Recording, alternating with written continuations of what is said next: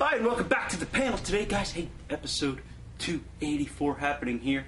Alright, hey guys, I hope you had as much fun as I did with the supermarket shows that we did. A little aside there from the usual heat. I just wanted to try something a little different there. We're going to be marching on to do some hotter sauces again. Can't wait to get back into some real challenges. However, one thing stands in my way before we do that. So, if you guys remember, a little while back here on the show, we did a whole string of mango habanero sauces from various companies. Good mix of fruit and peppers, this mango habaneros. However, during that period, I was desperately searching for this particular sauce here, which is Melinda's mango habanero, and that was curiously absent from that string of shows. So I did want to fit this one in. Back then, guys, I couldn't find it for anything. Used to be that I could go just about anywhere and find this sauce. At that time, it was hiding out, so really never got around to it. Guess I could have ordered it, but I was so sure that I would find it that, hey, the whole string passed by us, and we did the whole thing without Melinda's. And Melinda's, of course, being a famous mango habanero sauce, I felt things were feeling, I guess, a little incomplete. So we're going to put some completion to that whole thing by doing Melinda's mango habanero sauce today. Alright, so hey, let's see what this guy says. It says, Melinda's is famous for its all-natural balance of heat and flavor. Our original mango pepper sauce recipe blends the fiery habanero chili with fresh mangoes to create the ultimate in sweet heat. Marinade base glaze with it. It is, what does that say? It is dripping with the flavor of fresh mangoes, so we hope. Okay, let me see here. You go to www.melindas.com to check out Melinda's sauces. Melinda's sauces are always a pleasure to have here on the panel. Had a bunch of them, especially back in the early seasons, guys, and sticks in my mind as really good stuff, and quality product is Melinda's. These guys out of Costa Rica. We'll go to the ingredients here.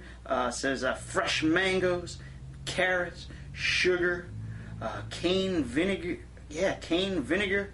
lemon juice, choice red habanero peppers, tomato paste, onions, vinegar, and salt. There you have it.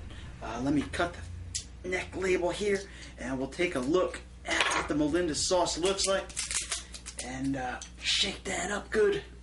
And there you have it in front of you here. Kind of looks medium to thin in body. However, we're getting a whole lot of pulping happening in the neck. That's a good thing. Perhaps catching some fruit, catching some of those habanero peppers in there. Sauce came out to be kind of a nice orangish color, despite the use of red habaneros in here. So hey, anyway, guys, let me open this up, and we'll take a whiff of this. Okay, kind of actually picking up a really kind of sugary, fruity note coming off of there, which is kind of cool, because in most of the mango habanero sauces that we did have in that little run there, not so much mango coming through. Was kind of concerned with the balance of a lot of those sauces. Have yet to find a mango habanero sauce with a really, really nice balance. So we're hoping it's going to be Melinda's. So hey, here we go, guys. It's got a little sticking in the neck there, but now it's breaking free. All right, looking good. Yeah, kind of coming out. Sort of looks like baby food in consistency. Has a nice sheen going on there. Again, it's kind of murky and translucent on the spoon. Almost kind of baby food, a little jelly looking. So don't see a whole lot going on. But if the neck tells us no lies, we should have some pulping and some body to this sauce after all. So here it goes.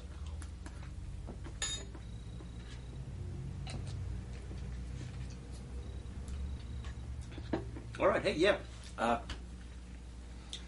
Body, a really creamy going on there. Lots and lots of mango type flavor. Really fruity coming up in the mouth. Really hitting almost kind of like a fruit in syrup type of taste with that going on. Almost when you open up that fruit salad in a can, it kind of has that type of fruity flavor going on in there.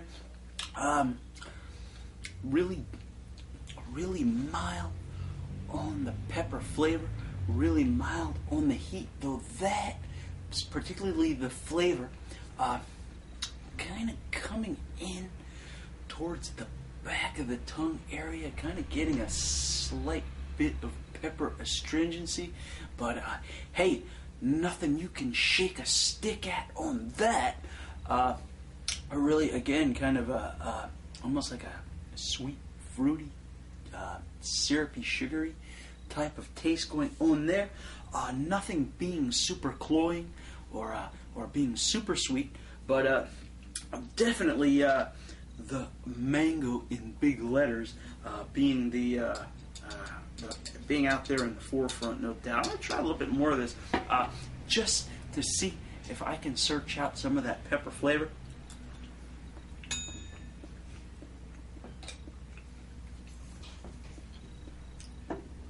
Yeah, kind of again, hanging in the background is kind of a slight kind of flat, astringent note going on there. A little bit of tiny bit of heat collecting at the back of the throat area. But this, guys, is pretty mild stuff. This will not put fear into the hearts of anyone, I guess. It says here mild and sweet habanero pepper sauce. But again, guys, this really mango focused with a little bit of peppers. Some of the other ones we've had were pretty darn pepper focused, and the whole mango thing got lost in the translation. And I think if I'm going to have a mango habanero sauce, I might seek out something like this, more so than one that's really heavy on the peppers, only because it just kind of tastes like a habanero sauce. The taste of the mango is kind of a subtle flavor to begin with. This guy here, again, being implemented with a good degree of sugar in there as well. But I have a feeling that they're throwing quite a few mangoes our way in this because, again, really getting that fruity flavor, and that is making up the main profile of the sauce. Not tangy from vinegar, not tasting a whole lot of onion, not tasting a whole lot of garlic going on in here, guys. Just kind of upfront with that sweetness, and definitely a defined fruity flavor, and a little bit of that pepper astringency, a little bit of that pepper flavor, and a very minute bit of heat coming off of this guy. So hey, enjoyable, yeah, sure. A dessert type sauce maybe. This guy here complement perhaps even sweet things. Maybe some. I've heard from my friend Bill Moore over at his gym recommended putting hot sauce on ice cream. I had not heard that one before, but hey, come to think of it, something like this might go good with some straight vanilla ice cream that kind of has the black beans in it. You know what I'm talking about. Hey, just might work. So anyway, guys, yeah, hey, well, I have this going on. Not a whole lot happening. This was just more of a completion deal here. Wanted to get this one in back then. A little belated here, but finally hitting Melinda's mango habanero sauce there. So anyway, guys, hey, lately I've been feeling the spirit weighing heavy on me. The only problem being, well, I love to read, guys. Just haven't been in the mood to read. Sometimes I have to be prodded or really be in some kind of special mood to sit down and read, and if I'm not in that kind of mood, it becomes a chore to me. So hey, there are alternatives, I guess, to reading the Bible is always best. But hey, I'm gonna bring up some alternatives here. I felt, guys, like watching a movie. Usually, it's either reading or watching a movie. Okay, if I don't feel like reading, sometimes, guys, I do confess that I do like the occasional horror or monster movie, like that kind of stuff since I'm a little kid. Hey, but while it is entertaining, not necessarily beneficial, especially if you're feeling the Spirit weighing heavy upon you. So guys, hey, this show, and perhaps the next couple shows, hey, I not only am going to be reviewing hot sauces, but hey, I get to do the Siskel and Ebert thing here, and I can recommend some good Jesus movies for you guys. And hey, I can also point out some bad Jesus movies for you guys. So hey, we're going to start. Jesus movies been made for a long, long time here. Decades of tons of movies out on the life of Christ. Some good, some bad. We're going to start here today, guys, way back in the 50s when things were cool, right? So this one here, guys, bring up to your attention here. The Living Christ. Okay, this is a 1951 production. Comes in a 3 DVD set. This is a 6-hour movie, guys, serialized into 12 half-an-hour parts, covering the whole life of Christ, the Living Christ. If you're interested, guys, this one here kind of uses narration combined with acting. This one here uses sort of Hollywood scripts, as you might find in the later 70s movies. So, but the imagined dialogue is actually pretty good. It's actually pretty believable. The producers here did a good job on this. Director did a good job. This here being a church produced movie. Starring Robert Wilson as Jesus. Robert Wilson played Jesus in several movies back in the 50s. This one here being the crowning achievement, a true epic movie, true to Scripture here, Christ being divine. This one here again covers John the Baptist as well as the life of Christ, the whole 9 yards, covering from Christ's birth all the way through his crucifixion and resurrection. Some letdowns in this movie, perhaps, doesn't show Christ's walk to the cross. But, yeah, otherwise, pretty good stuff. The Living Christ from 1951.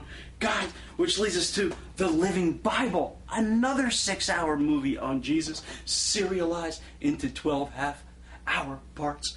This one here stars Nelson Lee, not quite sure how to pronounce that. This one, guys, being one of my favorites, combines acting and narration as well, just like The Living Christ does. However, this one here, all the dialogue is completely Scripture, so we're looking at more narration.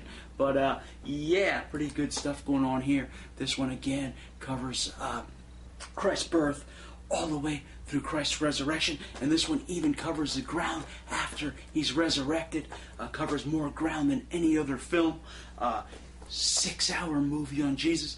The actual movie is called Jesus the Christ from 1952. However, other movies are included in the Living Bible box set. You also get Acts of the Apostles, the Old Testament, and The Power of the Resurrection, another film from the 50s. So, hey, a good set here. If you want to watch another 6-hour Jesus movie, this is the way to go. Jesus the Christ, found on the Living Bible collection. All right, guys. Hey, which brings us to the last one of the 50s. This here being El Martyr del Calvario.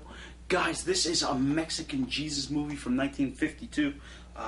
It is in Spanish. Hey, if there's a movie made, I don't really like subtitles so much. Don't mind them, but that's better than dubbing. But this one doesn't even have that benefit. If you know scripture, you'll be able to get through this guy. This one here, lesser than the first two. Catholic slant going on in here. Kind of a creepy Christ going on in here to some degree. Second half of the movie, better than the first. Really has a detailed later half of Christ's trial and his torture and his crucifixion. That well done in this movie. El Martyr del Calvario. Hey, so there are 3 movies right out of the 50s that you can watch instead of watching It, The Thing from Outer Space, or Them, or any of those other 50s movies with giant grasshoppers and giant spiders. Hey, you can turn to the 50s and watch these movies on the life of Christ. Hey, and satisfy your spiritual needs when you don't want to read. I'll be back 8 to 10 with Melinda's Mango Habanero. Don't you go anywhere. Hi, welcome back. Here again with Melinda's Mango Habanero. Guys, I feel much more comfortable reviewing the hot sauces than ever the movies. Didn't realize how much time it would take to get through 3 movies. A lot more I could have said there, guys, but hey, we are on a time limit with the show. So anyway, hey, take one more look at Melinda's Mango Habanero sauce. Finally got this guy done, and glad for it. Not much left except kind of those residual fruity flavors left in the mouth, which was the main characteristic of the sauce right from the start. Wouldn't say overly complex here, but certainly, hey, if you're looking for the mango section of the Mango Habanero, here's the place to start. So, all right, guys, hey, we're going to wrap the show. I'll be back next episode, hopefully bringing you some hotter stuff now. All the dogs have been laid to rest. So, all right, hey, we'll be back next episode. Read your Bibles, say your prayers, and I'll see you then. Bye-bye.